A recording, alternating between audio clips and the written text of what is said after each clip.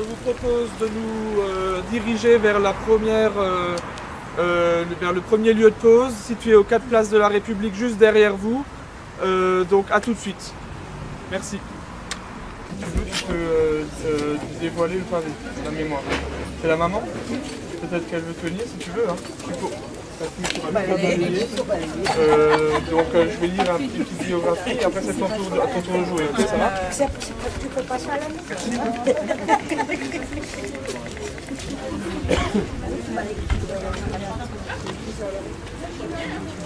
Enlever la claire qui est ça.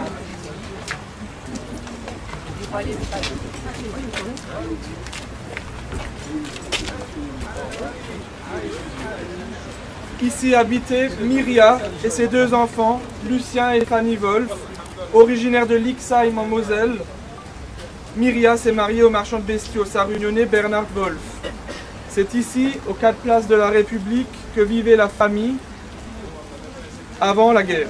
Puis elle se réfugia à Celles-sur-Plaine dans les Vosges, avant d'être tous les 3 arrêtés puis internés au camp de Drancy, déportés avec le convoi numéro 71 du 13 avril 1944, le même qu'une certaine Simone Veil. Ils furent assassinés 5 jours plus tard à Auschwitz, aux âges respectifs de 63, 37 et 33 ans. Myria, Lucien et Fanny, vous habitez ici, avant que ne souffle la terreur nazie, avant la folie destructrice de leurs fusils, avant qu'on ne vous arrache à la vie. Myria, Lucien et Fanny, 1000 fois sur ce pavé nous trébucherons, 1000 fois nous lirons vos noms, qui dans nos cœurs révéleront un frisson. Myria, Lucien et Fanny, toujours nous nous rappellerons.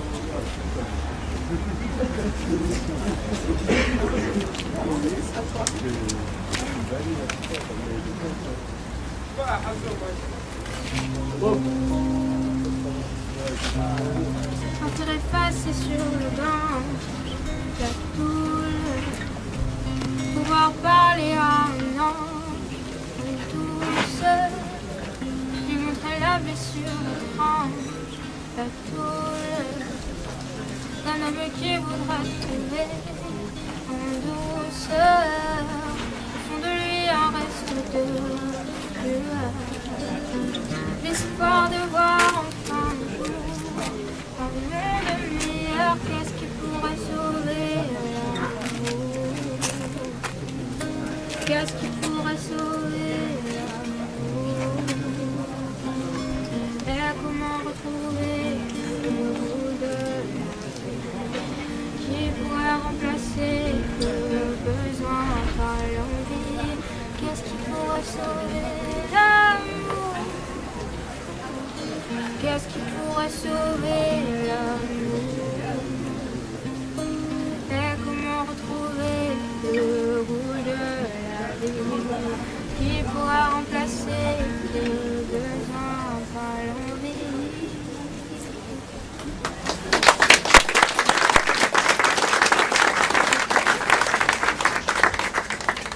Si quelqu'un souhaite prendre la parole, un membre de la famille ou toute autre personne dans l'Assemblée, je vous invite à nous rejoindre devant.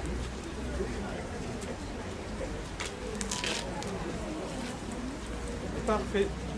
Alors, je vous propose de nous rendre au prochain lieu de pause, situé rue de Falsbourg, de l'autre côté de la route. Merci.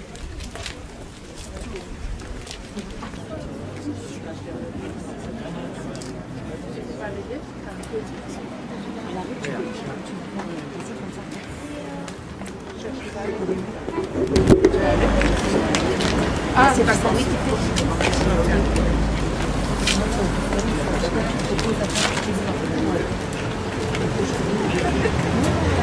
Ici habitait Robert Dreyfus et Elvire Dreyfus, né Lyon, né en 1894 à Sarre-Union, le fils de Jacques et Henriette Dreyfus, a épousé la native de Niederwies. D'ailleurs, nous allons poser des pavés de la mémoire très prochainement, en Moselle. Pendant la guerre, le marchand et épicier Sarugnonnet et sa femme se sont réfugiés à Neufchâteau dans les Vosges. Arrêtés et internés à Drancy, ils furent déportés avec le même convoi, le convoi numéro 71, du 13 avril 1944. Puis, ils furent assassinés le 15 avril 1944, aux âges respectifs de 50 et 48 ans. Elvire et Robert, vous habitiez ici, avant que ne souffle la terreur nazie, avant la folie destructive de leurs fusils, avant que nous vous arrache la vie. Elvire et Robert, 1000 fois sur ces pavés nous trébucherons, 1000 fois nous lirons vos noms, qui dans nos cœurs réveilleront un frisson. Elvire et Robert, toujours nous nous rappellerons.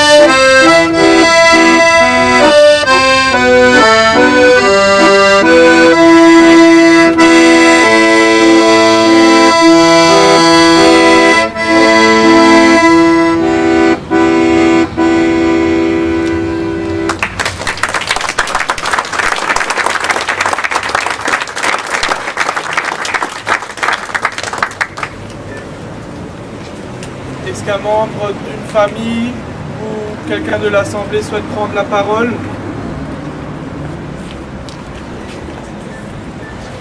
Je vous propose de nous rendre juste à côté, au 12 rue de Falsbourg, pour la prochain dévoilement. Merci.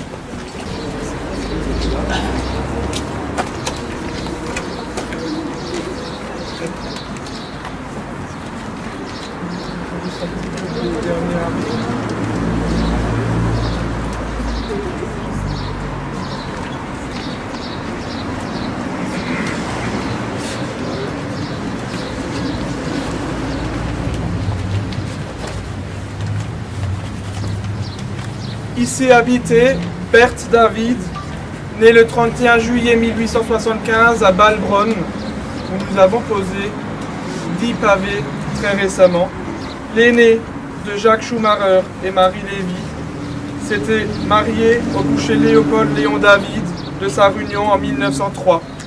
4 enfants sont nés de cette union et habitaient au 12 rue de Falsbourg, ici même. Pendant la guerre, elle habitait sur la place de l'église à Saint-Sylvestre-Pragoulin dans le Puy-de-Dôme, arrêtée puis internée à Drancy où une fouille de bijoux rappelle la spoliation des biens juifs pendant la guerre. En effet, une bague or et rose, une bague or et perles et une bague or et saphir lui furent volées déportée avec le convoi numéro 72 de Drancy à Auschwitz du 29 avril 1944. Elle est assassinée en mai 1944 à Auschwitz à l'âge de 69 ans. Berthe, vous habitiez ici, avant que ne souffle la terreur nazie, avant la folie destructrice de leurs fusils, avant qu'on ne vous arrache à la vie. Berthe, 1000 fois sur ces pavés nous trébucherons, 1000 fois nous lirons votre nom, qui dans nos cœurs réveillera un frisson. Berthe, toujours nous nous rappellerons.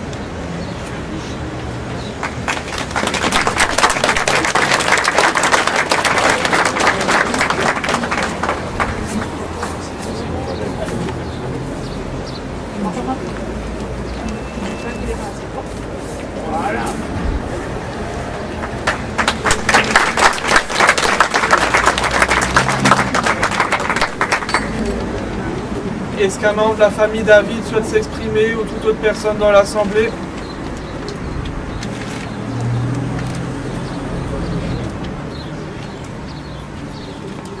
Donc, je vous propose d'emprunter la rue du Chalet qui est juste ici pour remonter la grande rue qui est parallèle et nous nous rendrons donc dans la grande rue au niveau de l'actuelle boulangerie Vanette.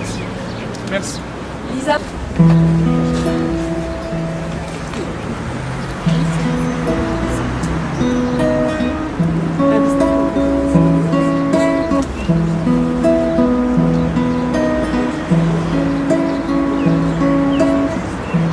Imagine there's no heaven.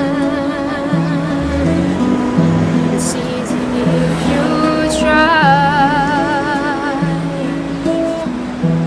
No hell below us. Above us only sky. Imagine all the people living for today. You imagine there's no countries. It isn't hard to do. Nothing to kill or die for. No religion to. Imagine all the people living life in peace. You may say I'm a dreamer, but I'm not the only one. I hope someday you'll join us, and the world will be as one.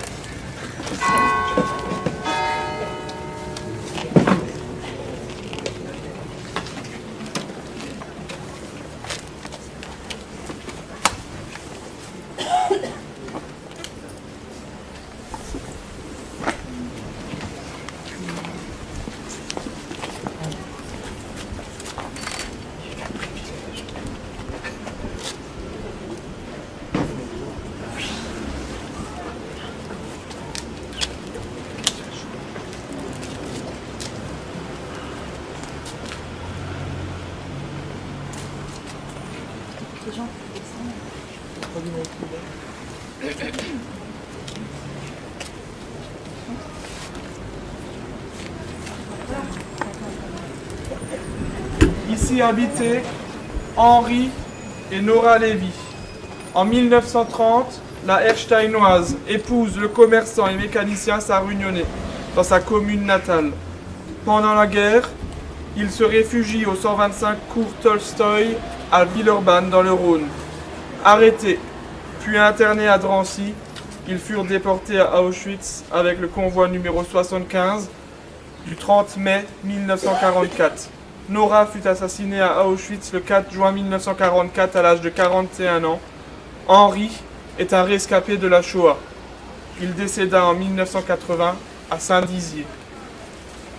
Nora et Henri, vous habitiez ici, avant que ne souffle la terreur nazie, avant la folie destructrice de leurs fusils, avant qu'on arrache Nora à la vie. Nora et Henri, 1000 fois sur ces pavés, nous trébucherons, 1000 fois nous lirons vos noms, qui, dans nos cœurs, réveilleront un frisson. Nora et Henri, toujours nous nous rappellerons.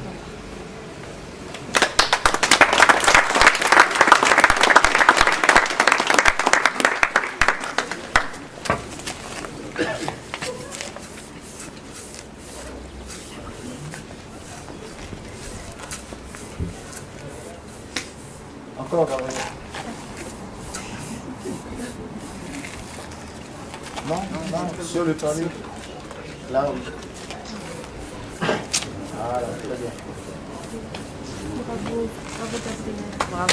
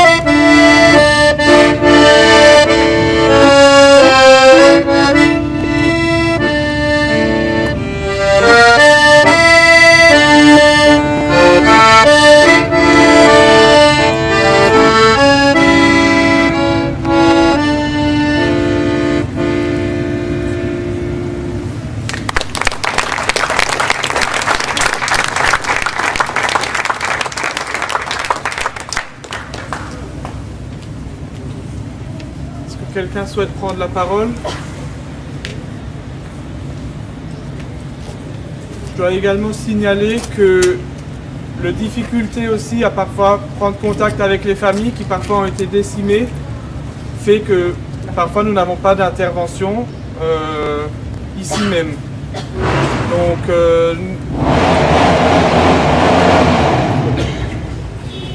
Donc je vous invite à la prochaine pause au 11 Grand Rue.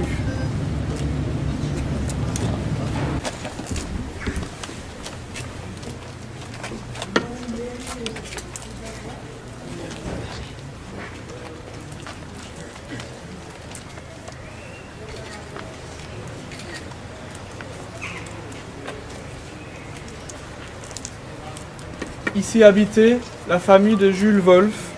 Le quincaillier est né le 28 août 1875 à Sarre-Union de l'union de Benjamin Wolf et Caroline Roth. Il s'est marié à Anna Sichel-Klein de Krautergersheim. Pendant la guerre, ils se sont réfugiés avec leurs deux filles, Paulette Kahn et Jacqueline Wolf, à Saint-Ouen-les-Parés dans les Vosges. Jules est arrêté le 11 mai 1943 dans la commune vosgienne après une dénonciation. Interné au camp d'Écrouves en Meurthe-et-Moselle, puis à Drancy en Seine-Saint-Denis, il fut déporté à Auschwitz avec le convoi numéro 58 du 31 juillet 1943. Il fut assassiné le 5 août 1943 à Auschwitz. Trop malade et intransportable pour être déporté avec son mari en 1943, Anna Wolf décéda à la suite de l'arrestation et la déportation de son mari et de ses 2 filles. Ces dernières faisaient partie des 167 femmes prises en otage par les Allemands entre le 2 mai et le 23 juillet 1944. Internées au camp de concentration de Bergen-Belsen, elles sont libérées par les Anglais le 15 avril 1945. Rescapées de la Shoah, elles décédèrent respectivement en 1995 et 2005. Jules, Anna, Paulette et Jacqueline, vous habitez ici, avant que ne souffle la terreur nazie, avant la folie destructrice de leurs fusils, avant qu'on arrache Jules à la vie. Jules, Anna, Paulette et Jacqueline, 1000 fois sous ces pavés nous trébucherons, 1000 fois nous lirons vos noms, qui dans nos cœurs révéleront un frisson. Jules, Anna, Paulette et Jacqueline, toujours nous nous rappellerons.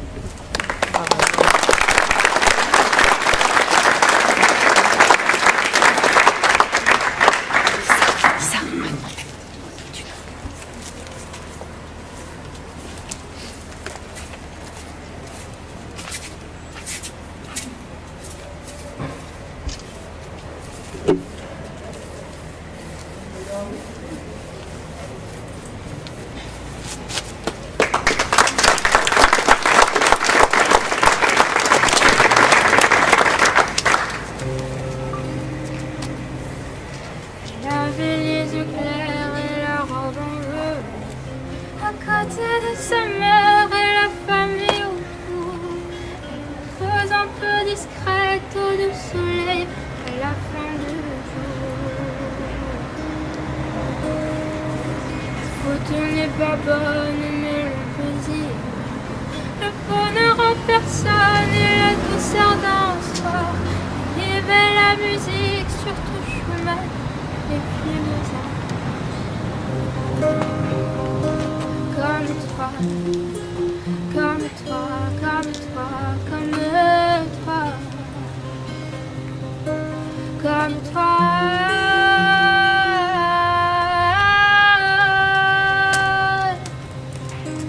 comme toi que je regarde tout bas, comme toi qui dors en rêvant à croire, comme toi.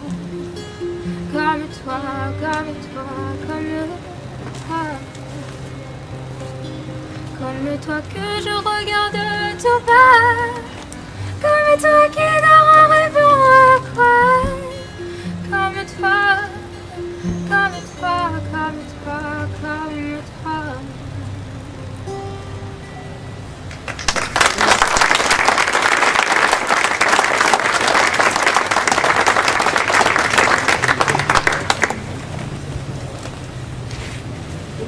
Si la famille ou quelqu'un dans l'Assemblée souhaite s'exprimer.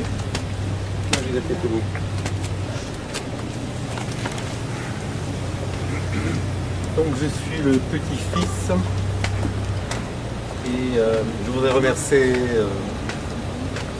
Paul, la mairie de Sarre-Union, l'association Scholperstein, le Souvenir français, toutes les personnes qui se sont associées à cette manifestation.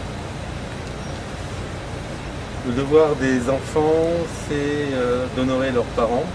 Mon père aurait été, en ce jour de la fête des pères, très content qu'on honore les siens. Et c'est en souvenir de mon père que je vous remercie tous d'être présents. Et j'espère que ces marques de souvenirs ne resteront pas vaines et qu'elles serviront aux générations futures. Voilà, je vous remercie.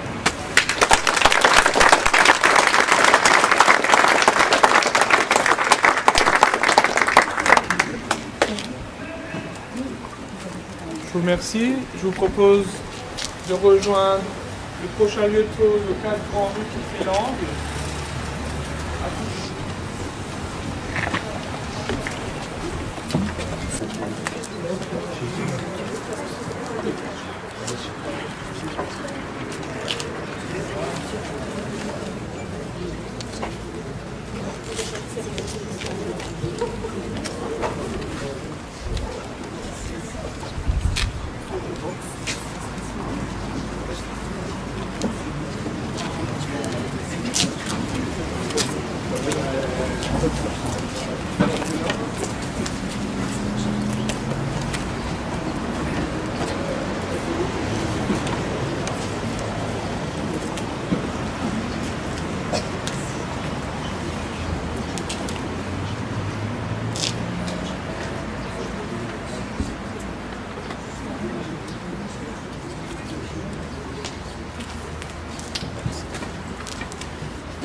Ici habitait Samuel Semiak, né le 14 mai 1886 à Snidowo en Pologne.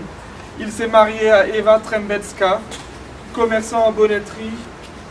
Il fuit l'Allemagne nationale-socialiste en 1933 avec sa famille.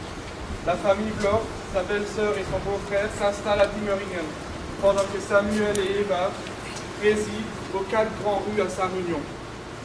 Réfugiés à Chalut, en Haute-Vienne, pendant que la famille Vlor se trouve à La Châtre, Samuel est arrêté le 23 février 1943, interné à Drancy. Il fut déporté par le convoi numéro 50 du 4 mars 1943. Il est assassiné en 1943 à Majdanek, à l'âge de 57 ans. L'association Stolperstein 67, avec la paroisse protestante de Diemeringen, avec le groupe d'histoire locale de Diemeringen, avec la Société d'histoire d'Alsace-Bossu, en présence de Laurent Ebenstreit, a posé un pavé pour Léopold Vlor, donc le beau-frère de Samuel que nous commémorons aujourd'hui, le 1er août 2021, donc en présence de la famille qui est revenue, et je l'en remercie, car ce travail de mémoire, c'est à la fois un parcours que l'on fait avec les jeunes générations, avec les communes, avec les élus, avec les associations, mais aussi avec les familles. Et je tiens encore une fois à te remercier, cher Laurent, Sylviane, pour votre présence aujourd'hui ici. Merci.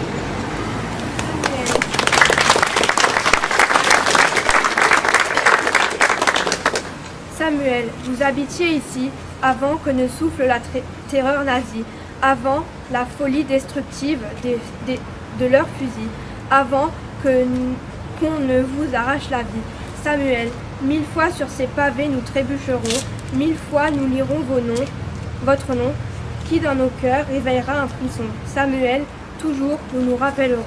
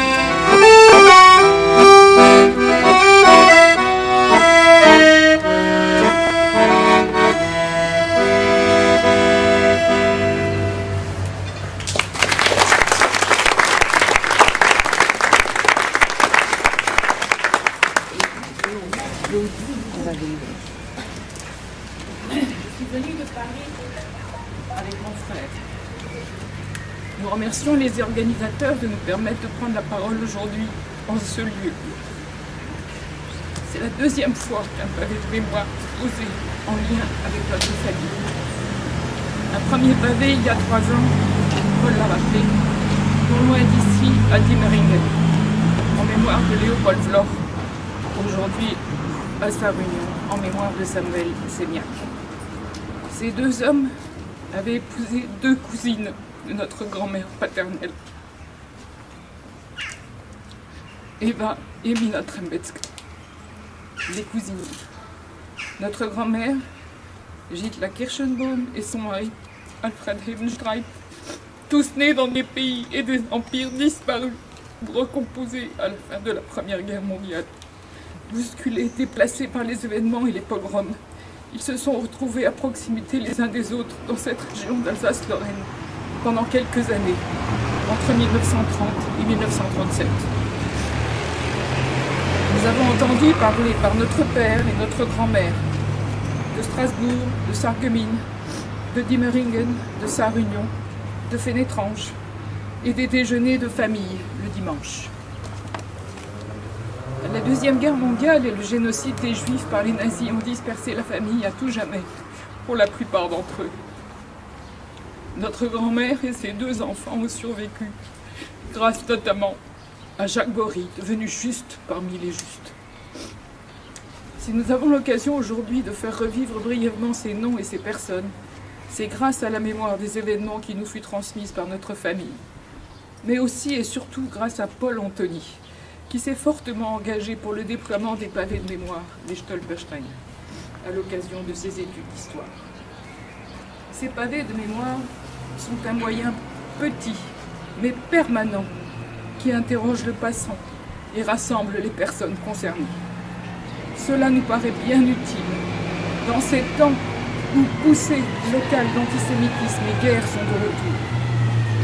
C'est pourquoi nous sommes partisans qu'il n'y ait toujours davantage de Stolpersteine installés, y compris à Paris. Un appel est d'ailleurs en cours pour que la mairie autorise enfin leur installation. Merci à Paul et merci à tous les organisateurs.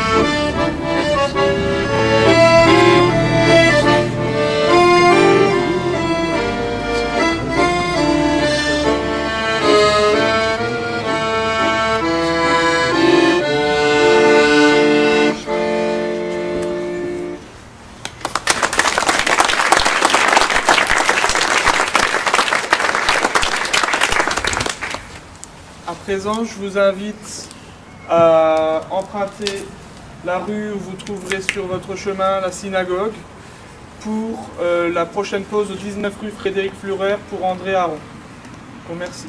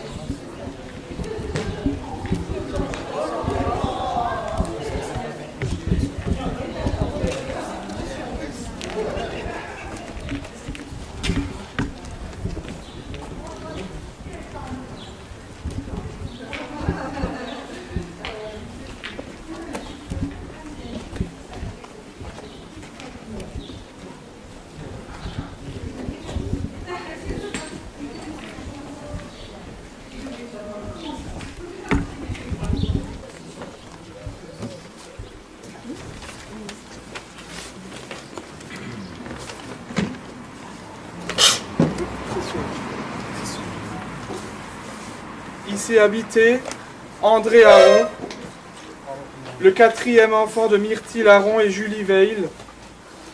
Il est né le 22 septembre 1909 à Sarre-Union. Polytechnicien, entre 1930 et 1932, il rejoint l'école d'application de l'artillerie navale de 1933 à 1934. Après plusieurs affectations, il est contraint de cesser son activité de soldat le 21 décembre 1940 à la suite de la loi du 3 octobre sur le statut des Juifs. Arrêté à Lyon le 2 août 1943, il est interné au camp de Drancy, puis à Auschwitz et Mauthausen par le convoi numéro 62 du 20 novembre 1943. En rentrant de déportation, André Aron décède le 6 juillet 1945 au sanatorium de Saint-Blasienne en Allemagne, à l'âge de 34 ans. Il sera enterré à Sarre-Union et la plage de Sarre-Union portera son nom. Mort pour la France, il sera promu post-mortem ingénieur première classe de l'artillerie navale de la marine.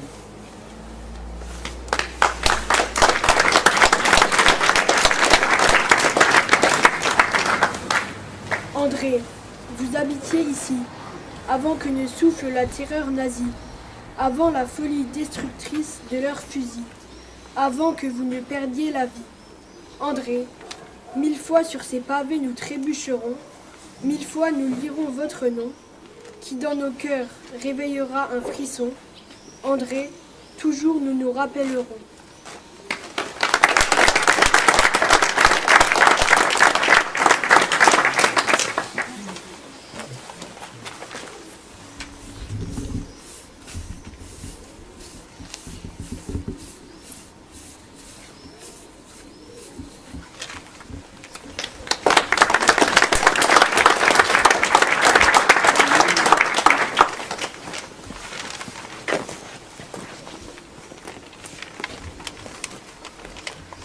On peut vivre sans richesse, presque sans le sou.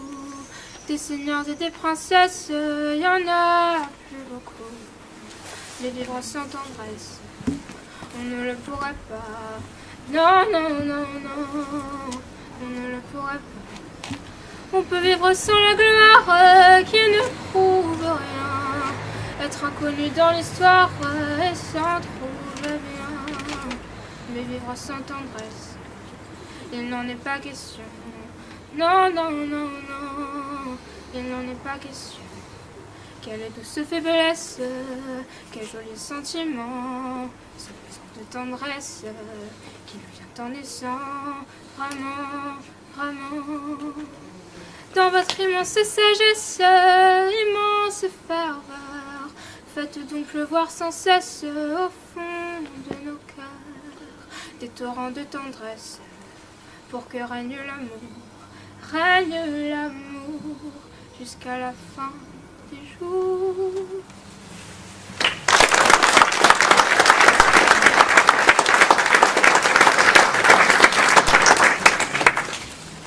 Est-ce que la famille souhaite prendre la parole ?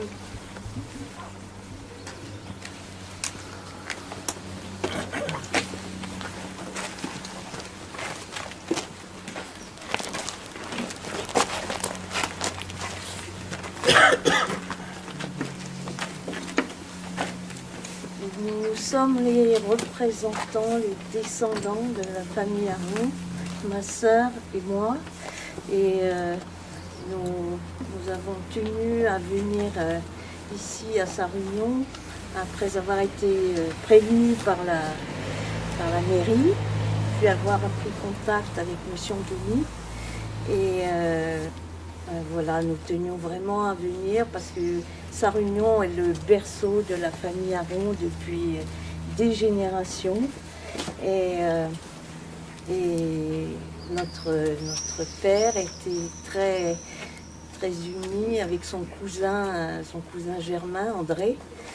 Il venait passer ses vacances à Sarre-Union et il nous a souvent évoqué lorsqu'il était enfant et qu'il venait jouer chez la tante Julie ici avec son cousin André, ses autres cousins aussi. Et et donc ils jouaient ensemble ici. Un peu plus tard, ils se sont retrouvés à Paris, où ils étaient compagnons d'études.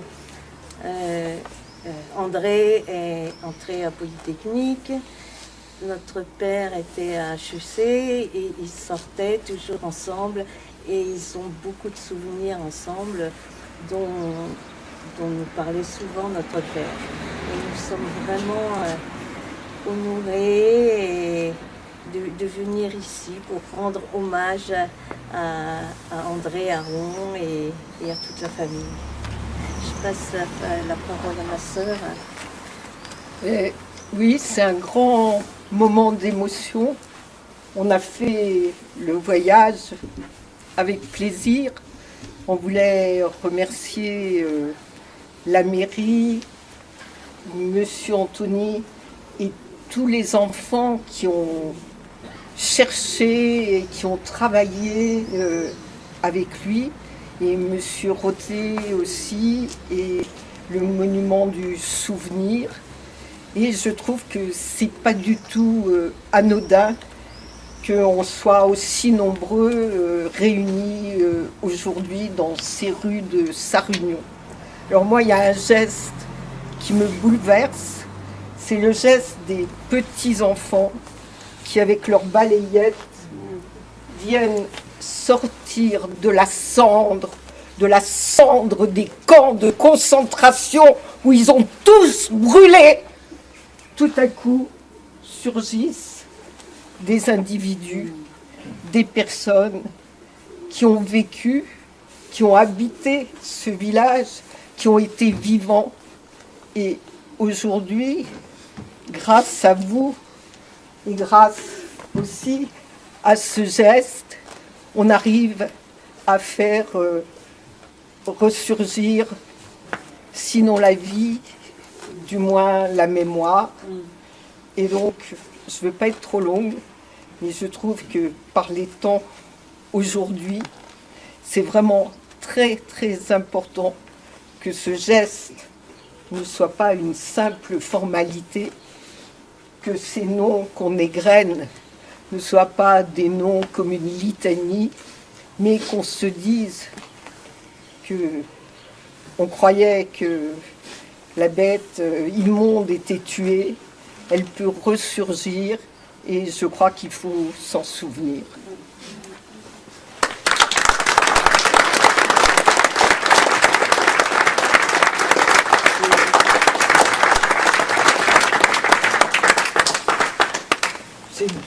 Monsieur Blum, monsieur l'aumônier militaire, s'il vous plaît. Pardon. Oui.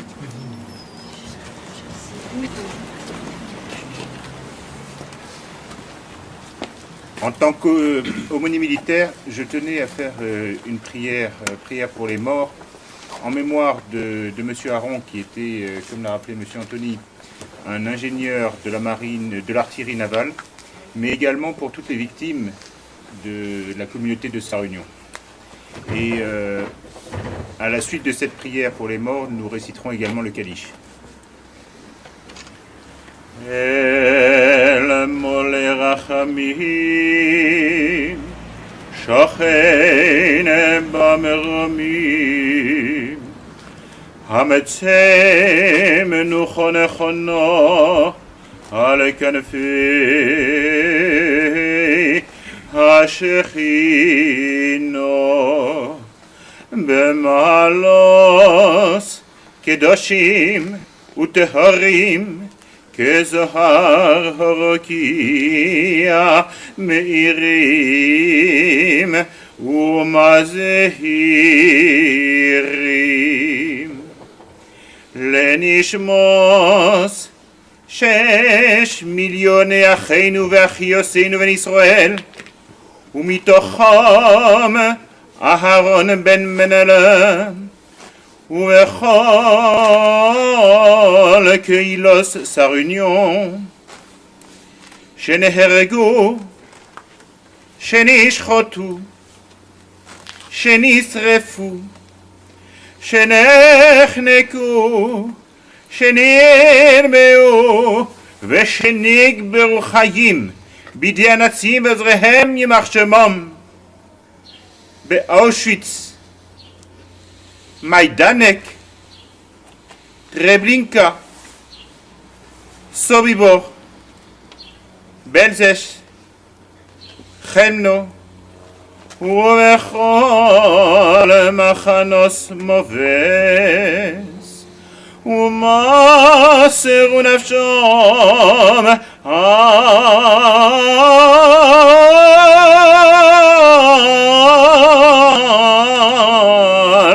על קידוש השם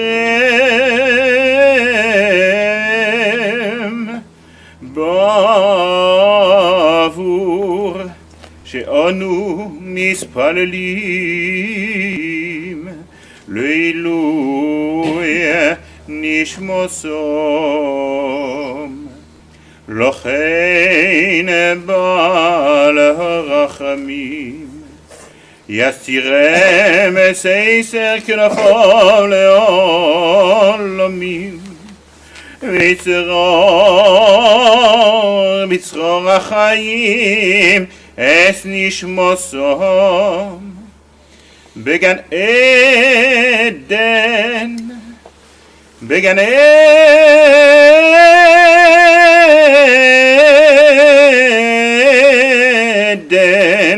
תהא מנוחתם. אדוני הוא נחלתם וינוחו בשלום על משכבם ונאמר Amen.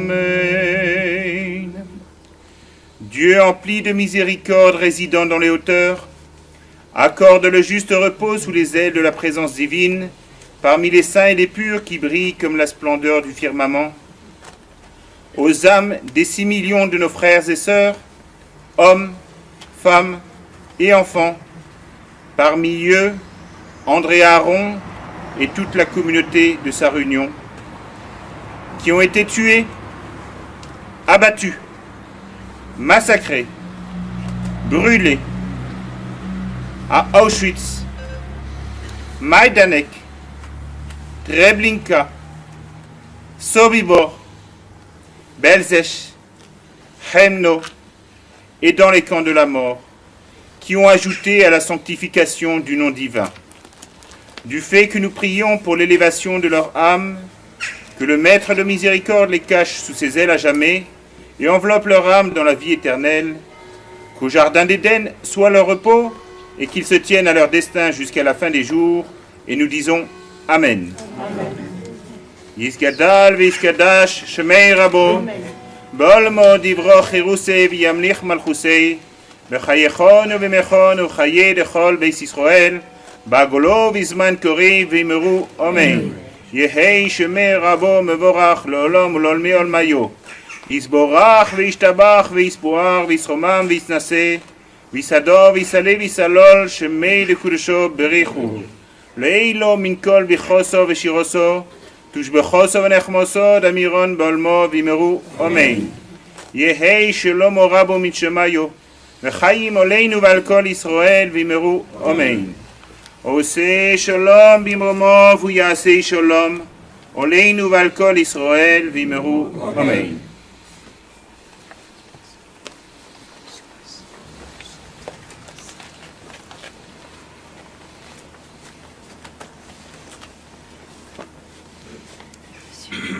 Bon, j'avais demandé pour finir, mais je ne savais pas qu'il y aurait le calice et tout, un air d'accordéon, alors peut-être pour continuer le chemin. Monsieur va chanter en Allez-y. On prend la note, on va faire ensemble. On y va.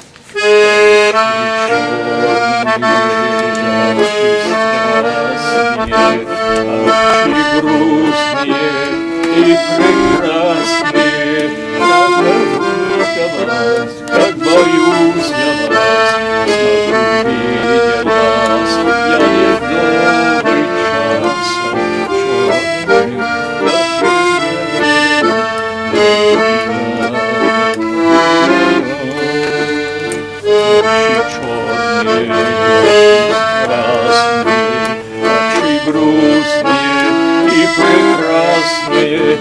zakrepljuja vas, tak bojusia was, smrti vidje nas, Jan je v dobry čas.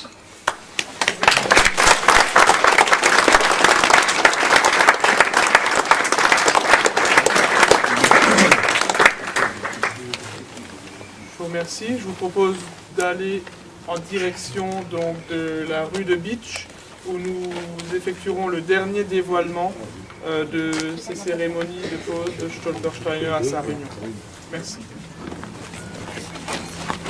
Fernand Keim, né le 8 septembre 1877 à Strout en Alsace-Bossu, le 7e enfant du marchand de bestiaux Aaron Keim et Fanny Bernheim, a épousé donc Sarah Caron en 1909.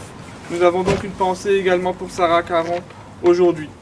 Le marchand de bestiaux et sa femme se sont réfugiés à Blamont.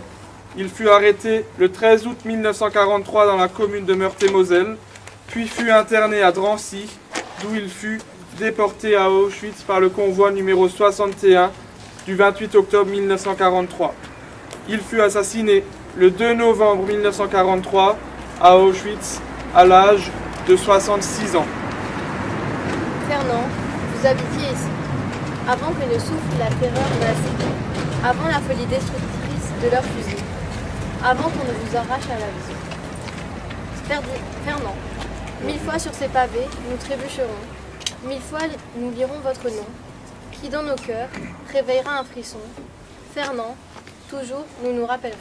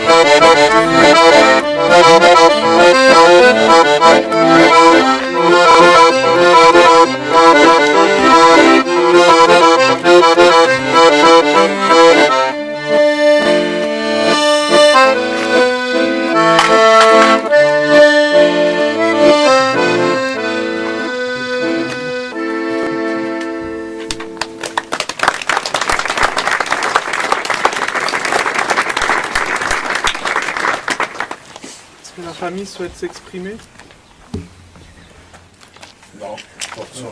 Merci à la mairie, merci à vous, M. Anthony, merci à l'organisation d'avoir fait cet événement-là, merci à tout le monde.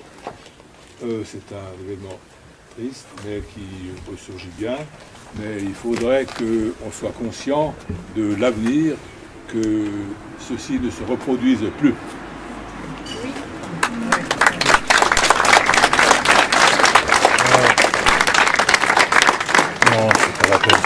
Je voulais juste dire que je porte son nom. C'était mon grand-père.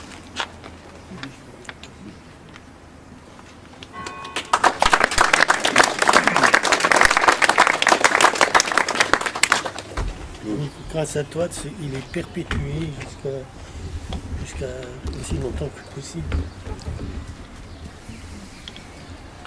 Je tenais à vous remercier tous très chaleureusement pour votre présence, car ces pavés de la mémoire rendent finalement à pavé, c'est un nom, c'est une vie, et plus que effectivement leur parcours et le statut de victime, et comme vous et moi, ces gens, ces 15 personnes avaient une vie qu'on a essayé de retracer avec l'aide des familles, avec la jeunesse d'Alsace-Bossu, et au nom de la municipalité de Sarre-Union, je vous invite non pas à rejoindre la mairie, mais le centre socio-culturel pour le verre de l'amitié que Monsieur le maire et l'ensemble de la commune souhaitent partager avec vous. Je vous remercie et je vous souhaite une bonne continuation et à une prochaine pour de nouvelles pauses ou des cérémonies de polissage. Merci. Merci à vous.